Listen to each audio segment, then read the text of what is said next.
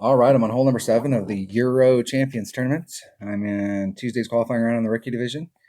In my 77 account, and this is the last hole. So I'm going to make a decision on this hole whether or not this is a practice round or whether I'm just qualifying today. So hole number 1, this par 4. All right, this par 4 is going to be a determining par 4.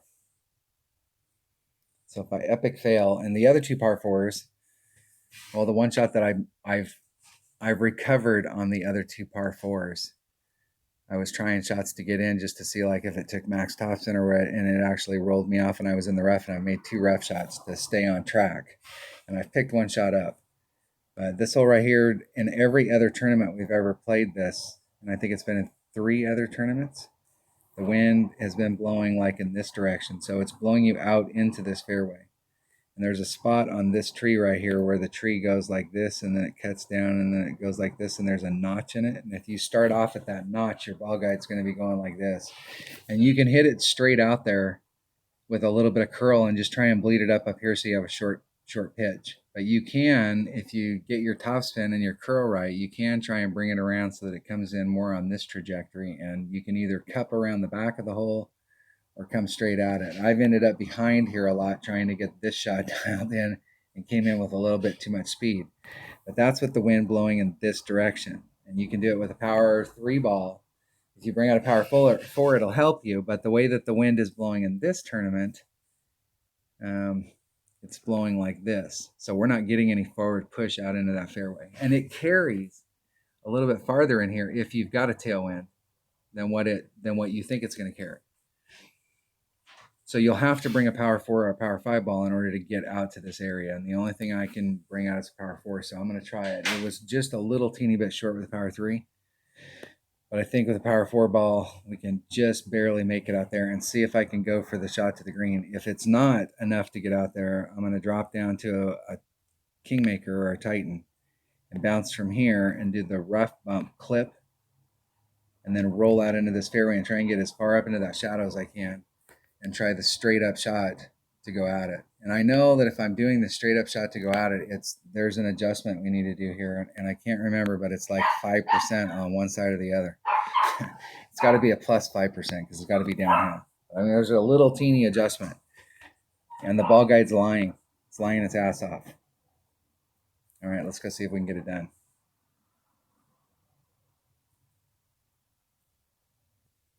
All right, let's pick clubs. Off we go. The Parc de Paris. Definitely want to take an extra mile because in this account, that's the longest hitting club that I have. The only thing that could get more raw distance, which would help me out right here. So I got this Apocalypse, the level 5. And I will tell you that it took me 2.5 years. I've only had this Apocalypse for right out about a year. And when the club card trading came out right before Christmas, and we were able to trade in extra cards, and it wrote, you know how the Prism chest works. So when that came out, I had my Apocalypse to level 1 because it'd been 2.5 years. So like all my clubs were so much farther ahead of it, it was never going to be a usable club. It was always going to be behind. It was always going to be a way behind. But when the club card trading came out, being able to work on all of your clubs for those of you that are participating is huge. That's why you need to get rid of all of your commons and start eliminating the rares that you use all the time, and then getting down into the rares that you don't use, so that between now and when you get to the rares you don't use, you can try and get as many of those rare cards. Like, don't be upset when you get rare. That's why I'm never upset about whatever club card I get in a chest, because you're going to get whatever you get.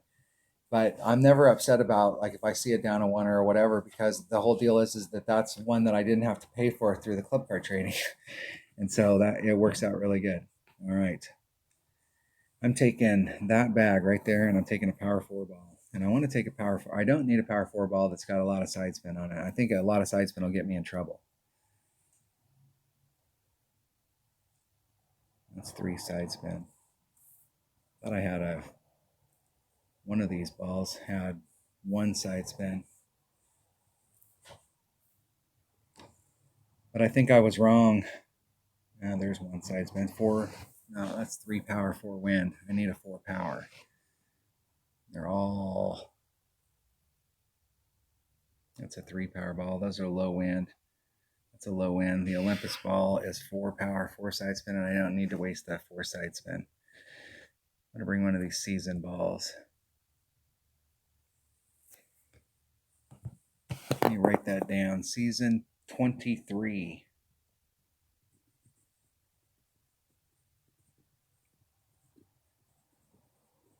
All right, season 23 ball. And I'm just going to set the shot up and see like what works out there, that because I have my notes are, I got clubs. That's it. So the drive will either work or the drive won't work. That's the whole deal about this. If the drive doesn't work, I'm going to the other side. I'm going to switch to a Kingmaker. 420, putt, pass. The putt, pass clan. We're in season 24 and we're not starting up a Masters 3. I had really had hopes that Playdemic was going to be able to get it together and get it all done in 24 months because we've been waiting 2 years. Clans have been out for 2 years. And we have done nothing more with clans than what we had when we started.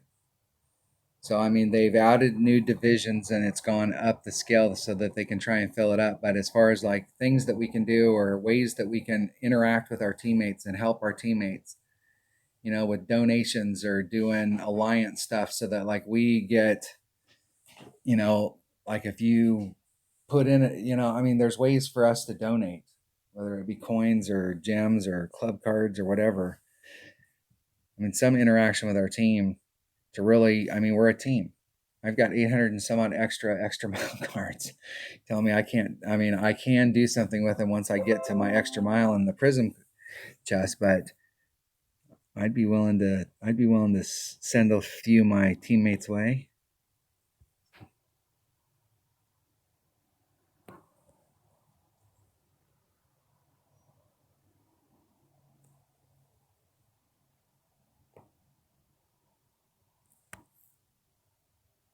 All right, that's where I want it right there. The wind's going to blow me over to my yellow ring, so I'm going to pull off about right there.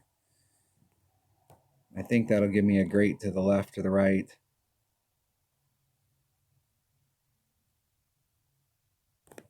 And I hit it 2 rings great to the right. And that's like the worst scenario as far as those trees and ending up going over. So that was with a 4 power ball and like 7 topspin. So if you've got an extra mile 7, that's probably where you need to be. It's probably about 4.5. You got an extra mile 8. And you got 4.5 with an extra mile 6 too. So if you got an extra mile 8, it's probably somewhere in that 5.5 range. Make a note. Tighten.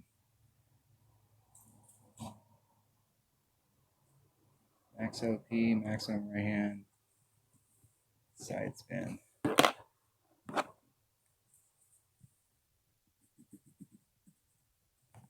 going to put 5.5 top spin.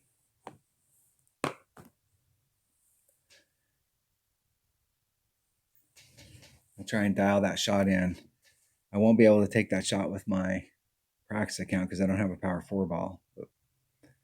But I might be able to get up there. All right.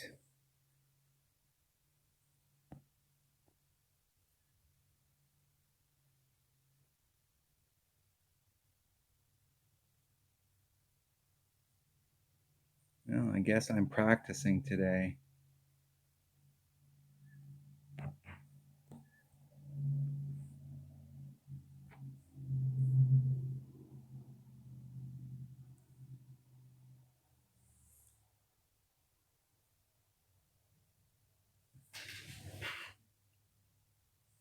Let's see if we can get that in the hole. That was my eagle shot. So now I got to recover. Making me scramble on the par 4s. I've had to scramble on all of these par 4s because I've been trying to dial the shot in on the drive because I'm at that point. And this is a typical practice qualifying beginning of the week type stuff is where I'm out there and I'm trying to figure out what club and ball and what topspin I need to put on. because I don't know any of that stuff yet.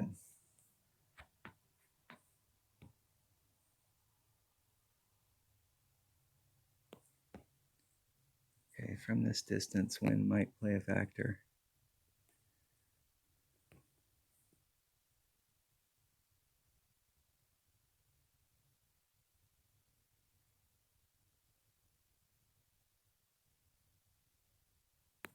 Hitting it perfect. Let's see if it hits the flagpole. If it hits the flagpole, wind was a factor. So I went off half a cup. I think of it when it's in that range, I think of half a cup as being 4 miles per hour, and I was a little bit on the right hand side of half a cup. All right, recovered. I'm going to take this shot just so I can work on the wind adjustment. I think I have the right stuff here, so I don't think I need to bring a katana, or excuse me, a kingmaker. This is the very next hole, and my notes say navigator, so I can bring a power 1 ball. 20% wind adjustment, just off the left edge of the cup. So like on half the cup, but like a quarter of a cup, maybe a third of a cup to the left of the cup.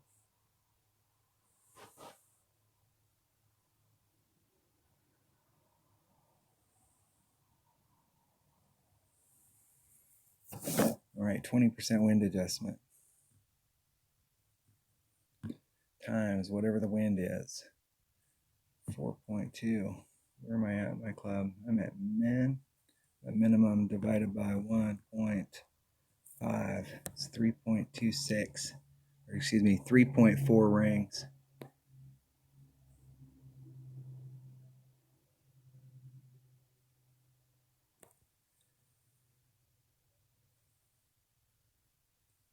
I think I'm a little too far out of the cup. 3.36 rings.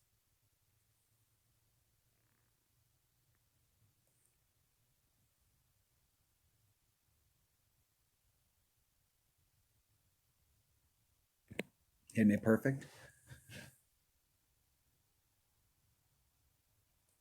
Let's see if I got the distance. That's because of where I was at in my club. I didn't check to see where I was at in my club, so I overpulled the hell out of it. So with that 4 power ball, I was probably more towards minimum club or mid and overpulled it. Whereas if you take a navigator, you're probably more towards max. I think I did check it. I put in 1.5, so it seemed like I got a bad bounce out of that rough. And that's definitely not the ball I'm bringing, so I'm not going to get any kind of information from that. All right, that was hole number 7. Euro champions. Tuesday's qualifying round in the rookie division. Thanks for watching.